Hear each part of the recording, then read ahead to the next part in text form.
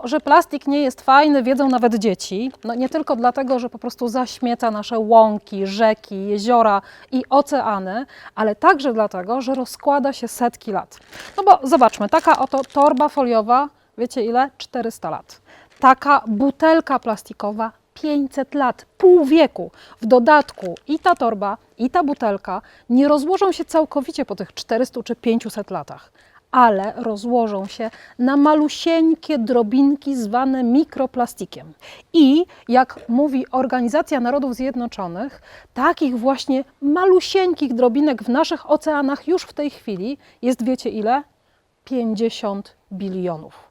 To jest niewyobrażalne, ale jeśli powiem, że gwiazd w naszej galaktyce jest 500 razy mniej, to mniej więcej można sobie to uzmysłowić. Z obserwacji gdańskiej infrastruktury wodociągowo-kanalizacyjnej, która bierze udział w bardzo różnych projektach, także międzynarodowych, współpracuje z wieloma naukowcami, wynika, że plastik to nie tylko zaśmiecanie środowiska, to nie tylko fakt, że rozkłada się setki lat do tego właśnie mikroplastiku, ale także plastik emituje szkodliwe dla naszego zdrowia substancje. To są takie substancje jak ftalany, jak bisfenole. One przenikają do naszego organizmu, zwłaszcza jeśli na przykład wozimy butelkę wody w gorącym samochodzie, bo ta emisja z gorącego plastiku jest jeszcze większa. I teraz ten bisfenol czy te ftalany przenikają do naszego organizmu i zaczynają zachowywać się w nim jak estrogeny, czyli hormony żeńskie płciowe.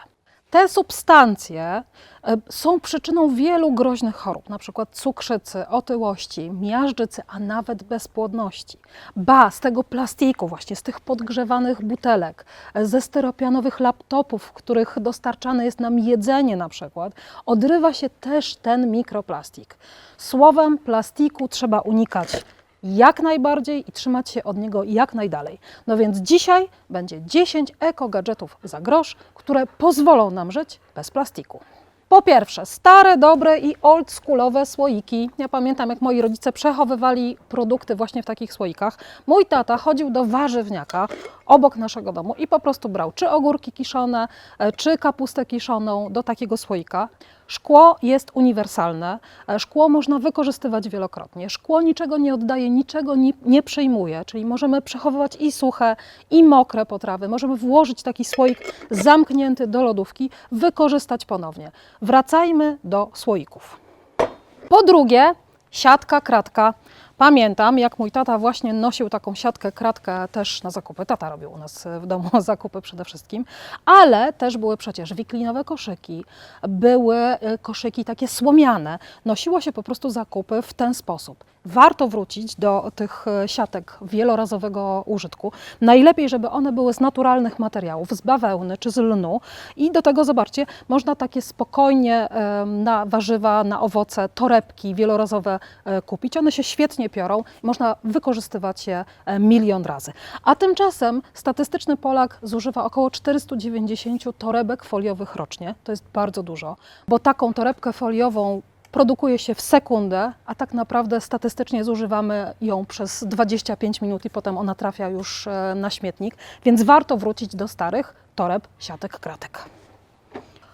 Po trzecie, drewniane deski. Wracajmy do desek drewnianych. Dlaczego? Dlatego, że jeśli mamy w domu deskę plastikową, to z każdym ruchem noża odrywa się z tej deski plastikowej właśnie mikroplastik. On trafia do naszego jedzenia, do naszych organizmów, trafia do środowiska. Deskę taką drewnianą można używać naprawdę wiele razy. Można o nią dbać odpowiednio, czyli ją olejować raz na jakiś czas, czyli smarować olejem i pozostawić do wyschnięcia. Można ją w łatwy sposób umyć. Jak? No na pewno nie w zmywarce, no bo wtedy napuchnie i rozpadnie się, ale wystarczy ją natrzeć gruboziarnistą solą i sokiem z cytryny, pozostawić tak około 15-20 minut, a potem spłukać i gotowe. Taka deska posłuży nam bardzo, bardzo długo.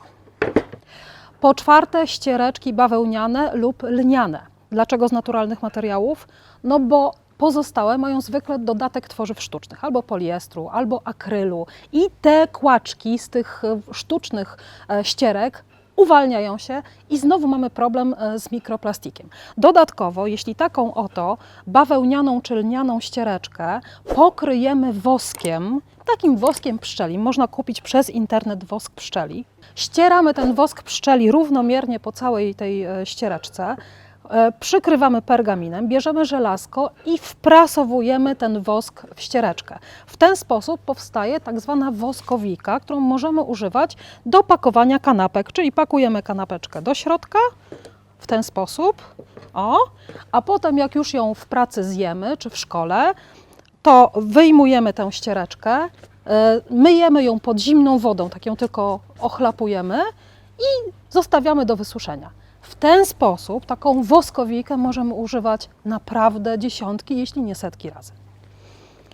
Po piąte, butelka szklana na wodę, którą możemy zawsze mieć ze sobą. Dlaczego? Dlatego, że jeśli kupujemy wodę w butelkach plastikowych, czy jakiekolwiek inne napoje, to również w czasie powstawania tej plastikowej butelki uwalniają się mikrodrobinki do tej wody i my razem z tymi mikrodrobinkami tę wodę wypijamy i znowu mamy plastik w naszym organizmie.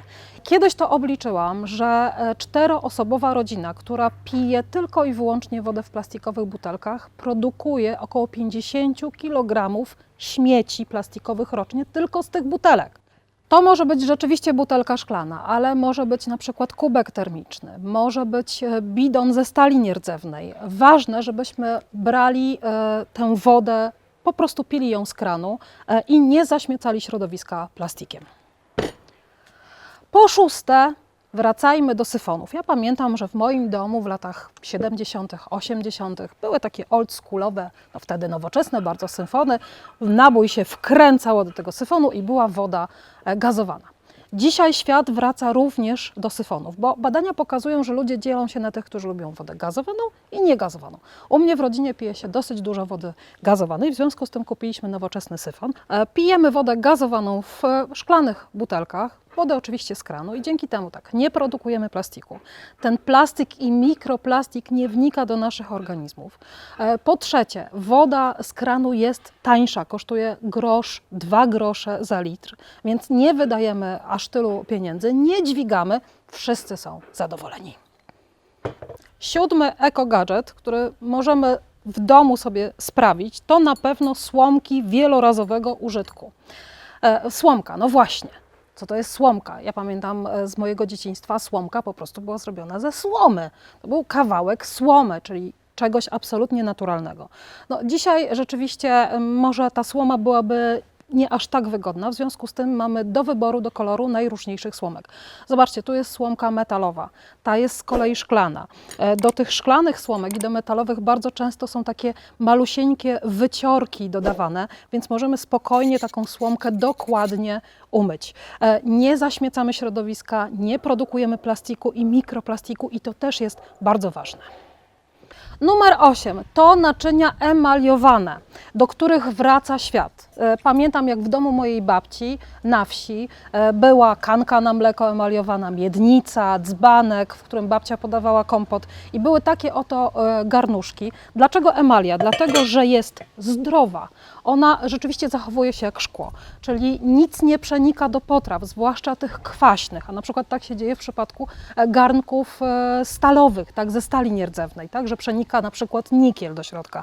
Więc świat wraca do garnków emaliowanych. W ogóle warto pomyśleć o tym, jak to było z tym gotowaniem jeszcze wiele lat temu, właśnie za czasów moich rodziców czy dziadków. Przecież nikt nie gotował kaszy w plastiku, nikt nie gotował ryżu w plastikowej torebce, nikt nie piekł schabu na przykład w takim rękawie plastikowym.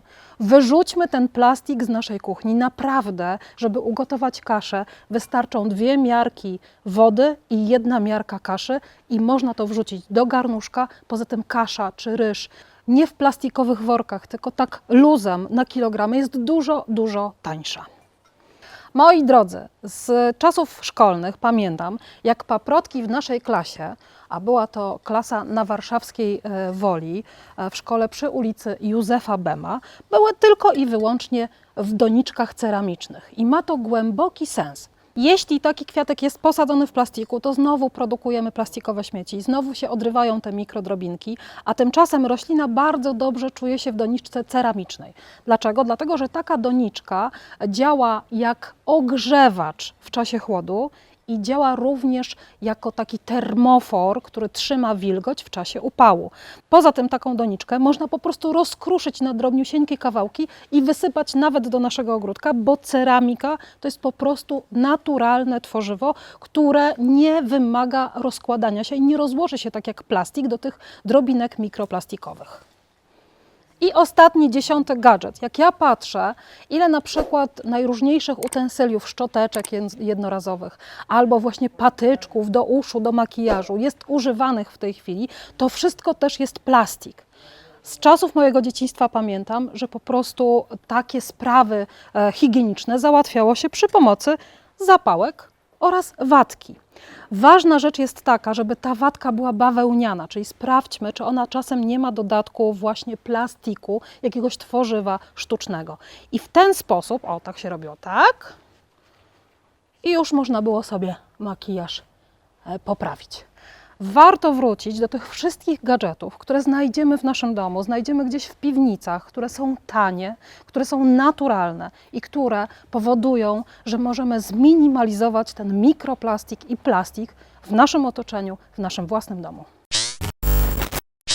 To był kanał Ekobosadzka. Subskrybujcie, lajkujcie i koniecznie takie eko-gadżety za grosz przygotujcie.